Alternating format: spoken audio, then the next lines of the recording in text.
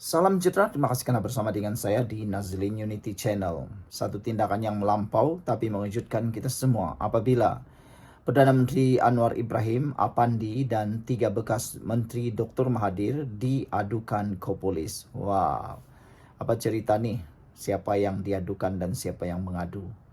Beberapa laporan polis dibuat terhadap Anwar Ibrahim, 3 anggota kabinet Dr. Mahathir, dan bekas pegawai negara Apandi Ali Ekoran dapatan Suruhanjaya Siasatan Diraja RCI berhubung kes Batu Putih. Ada netizen kata tindakan ini sebenarnya menjerat leher Mahathir sendiri. Dengan adanya proceeding, kalaulah mereka ini dibuat siasatan sepenuhnya dan ada kes dibawa ke mahkamah, proceeding terbuka akan dapat dimulakan dan bukan lagi RCI. Dan antaranya bukti yang paling dikehendaki ialah RCI tersebut. Dengan adanya bukti RCI itu susah nak menipu lagi. Jadi ada netizen kata Tun Mahathir sebenarnya mencipta kesilapan sendiri dan sedang masuk dalam kubur sendiri apabila mereka kata Tun Mahathir menempah maut sendiri apabila ada pengikut-pengikut Mahathir membuat laporan polis terhadap Anwar Ibrahim, 3 anggota kabinet Dr. Mahathir Mohamad. Peguam Rafiq Rashid Ali berkata sekurang-kurangnya 2 individu iaitu Wan Muhammad Azri Wanderis dan Khairuddin Abu Hassan membuat laporan tersebut secara berasingan. Wah, Wan Khairuddin dan juga Wan Muhammad Azri Wanderis. Wan Muhammad Azri Wanderis ni juga dikenali sebagai Papagomo oleh netizen di Malaysia. Sama ada beliau mengaku dia adalah Papagomo atau tidak, namun rakyat Malaysia menganggap beliau mengenali Papagomo ataupun Wan Muhammad Azri sebagai Papagomo. Kata beliau lagi lebih ramai dijangka berbuat demikian tidak lama lagi. Rafiq dalam kenyataannya memetik laporan tersebut yang meminta polis menyiasat mengikut Seksyen 415 dalam kurungan B Kanun Keseksaan kerana menipu, Seksyen 504 menghina dengan sengaja untuk mencetuskan pecah keamanan dan Seksyen 505 dalam kurungan B mengenai kenyataan yang membawa kepada kerosakan awam. Secara khusus, Rafiq berkata laporan terhadap Anwar adalah berdasarkan kenyataan Perdana Menteri itu pada 6 Disember yang melabel mereka yang terlibat dalam kes Batu Putih sebagai pengkhianat walaupun tiada bahagian dalam RCI. Laporan RCI menyatakan perkara sedemikian. Tidakkah ia adalah percubaan untuk menipu dan memutarbelitkan laporan RCI dan membuat tuduhan palsu dengan sengaja untuk menimbulkan ketakutan, keresahan di kalangan orang ramai dan mengganggu ketenteraman awam, katanya lagi. Menurut peguam itu lagi, laporan berkenaan menamakan Dr. Wan Aziza Wan Ismail, Muhammad Sabu dan Anthony Locke yang berkhidmat dalam kabin menteri ketika keputusan menarik balik permohonan semakan dibuat selepas kepada Mahkamah Tinggi, Mahkamah Keadilan Antarabangsa ICJ. Katanya jika keputusan itu dibuat ketiga-tiga pemimpin utama PH berkenan bersetuju secara kolektif, namun selepas 6 tahun berlalu, mereka menganggap didakwanya mengubah pendirian tidak jujur dan menunjukkan unsur penipuan. Berkenan Afandi, Rafiq berkata ketika itu melakukan tindakan tidak wajar selaku peguam negara. Antara lain, beliau tidak melibatkan pihak atau agensi lain dan timbul isu berkaitan kos dan dana awam, kata Rafiq. Khairuddin pula dalam kenyataannya menyatakan bahawa beliau percaya penubuhan RCI tersebut mempunyai niat jahat sejak hari pertama untuk menganiaya Mahathir bagi tujuan membalas dendam politik Anwar. Justru katanya dia berazam untuk melakukan tuduhan tersebut berhabis-habisan. Alang-alang seluk pekasam biar sampai ke pengkalangan, katanya lagi.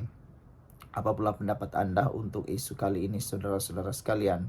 Ada beberapa komen daripada netizen di ruangan komen di Malaysia kini ini.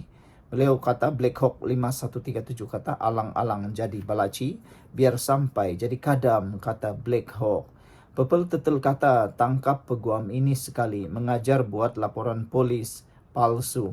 Laporan RCI cari kebenaran bukan kesalahan. Rumusan RCI menunjukkan ada pengkhianatan terhadap negara khususnya negeri Johor. Yang arah RCI YDPA yang buat keputusan PM sendiri. Kenapa nak lapor orang lain pula? Malulah kalau tak baca RCI dan bodoh sombong, kata Pepel Tetel. Ping Merlin kata buang masa polis dan mahkamah sahaja untuk menyiasat. Mr. Sakau kata nak tengok juga siapa yang kantoi spin selagi boleh spin, kata Mr. Sakau. Pepel Mouse 7378 menyatakan konon nak buat counter attack dulu sebelum orang buat laporan polis pada Mahathir. Bodah, kata Pepel Mouse. Pepel Mouse 7378 kata kerja bodoh beruk 3 ekor ini konon nak selamatkan Mahathir dari dikatakan pengkhianat. Dasar kaki belit, kata Purple Mouse. Greenfish kata getting more serious. Mujahid kata ala why salok pekasam with your hand. You senduk lah.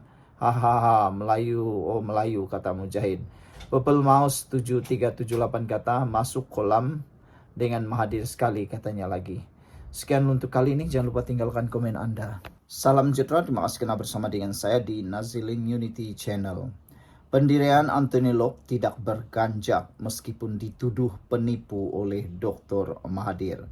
Saudara-saudara sekalian, pada pendapat Anda, siapakah sebenarnya yang penipu?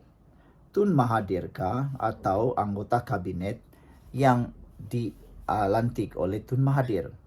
Adakah ahli kabinet ini yang menipu ataupun Mahathir sendiri yang menipu? Siapa yang paling berpotensi menipu? Ahli kabinetnya ataupun Tun Mahathir? Meskipun dituduh sebagai penipu oleh mantan Perdana Menteri Tun Dr. Mahathir Mohamad, Menteri Pengangkutan Anthony Locke Siu Fook tidak berganjak daripada pendiriannya bahawa tiada maklumat diberikan kepada jemaah menteri berhubung isu kedaulatan Batu Putih, Batuan Tengah dan Tubir Selatan pada tahun 2018. Locke menegaskan bahawa mesyuarat umum dan Dr. Mahathir wajar membaca laporan Suruhanjaya Siasatan Diraja RCI secara keseluruhan yang mencatat kronologi dan latar belakang krisis kedaulatan tersebut. Mahathir hari ini telah menuduh bekas Timbalan Perdana Menteri Dr. Sri Wan Azizah Wan Ismail, bekas Menteri Pertahanan Datuk Seri Muhammad Sabu dan Anthony Locke berbohong dengan mengeluarkan kenyataan bersama bahawa mereka hanya dimaklumkan berkenaan keputusan Dr. Mahathir untuk tidak meneruskan usaha tuntutan ke atas Batu Putih, Batuan Tengah dan Tubir Selatan.